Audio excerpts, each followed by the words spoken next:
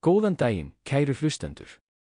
Þið eruð að hlusta á hálfautentík skáldsöguna, Djöfulsins hönd, eftir Bernd Michael Grosch. Höfundurinn óskar ykkur góðs lestrar og góðra hugsana og vonar að þið njótið efnisins. Þessa bók. Sjálfsævisaga hryðjuverkamannsins Andrés Gabriel Klein. Hönd djöfulsins lýsir lífi Andrés Gabriel Klein, sem breytist úr plakatbarni, heimabæjar síns í hryðjuverkamann og margfaldan morðingja. Andrés Gabriel Klein, sem óánægður með ranglæti hins auða samfélags, fer til Indlands til að finna þar betra og réttlátara umhverfi, en verður líka fyrir vonbrigðum þar og snýr aftur til Þýskalands til að heimsækja hið nú óelskaða Indland aftur, þar sem hann trúir loksins í þriðju heimsókn sinni. Búinn að finna tilætlað markmiðið. En enn og aftur gefur miskilinn stefna Indlands og óréttlæti Indverja í garð innfædra honum engan frið. Andrés Gabriel Klein tekur þátt í vopnuðum. Andrés Gabriel Klein tók þátt í vopnaðri baráttu, ekki aðeins á Indlandi heldur einnig í Þýskalandi og var að lokum handtekinn og eyddi nokkrum árum í þýskum fangelsum eftir að hafa framið árásir sem ekki voru pólitískar.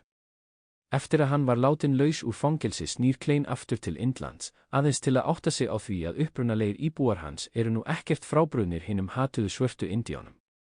Hinn beiturðu maður fer í einkahefndarherferð þar sem lokamarkmið hans að útrýma eins mörgum af hatuðum Indíánum og mögulegt er. Aðeins dauði japansks barns fyrir slysni, sem Klein ber ábyrgð á, kemur honum til vits og ára og hann stendur frammi fyrir yfirvöldum. Ferðalögin. Ég heiti Andrés Gabriel Klein. Ég fæddist 1. Maí 1954 laugardag í þorpi sem var þegar nokkuð stórt, nálægt iðnaðarborg í suðvesturhluta hins skipta Þýskalands. Forfeður mínir bjuggu í Bohemian-Moravia svæðinu í nokkrar aldir. Eftir síðustu heimstyrjöld var fjölskyldan flutt þangað. Mamma kemur af góðri fjölskyldu í frægum þýskum skóverksmiðjubæ.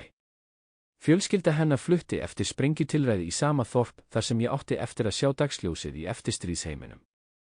Þegar ég var 3 ára gamall var litið á mig sem plakatbarn í okkar hluta þorpsins, alltaf snyrtilega klæddur, til dæmis í sjómannajakkafötum, með hvítt flatt skjaldamerki og ég talaði háþýsku, sem var frekar óvenjulegt á þessum tíma í þessu hverfi, þar sem mállýskan var ríkjandi. Og ég var alltaf góð og kurteis, alveg eins og foreldrar mínir vildu að ég væri. Orðin vinsamlegast og þakka þér voru hluti af venjulegum orðaforða mínum.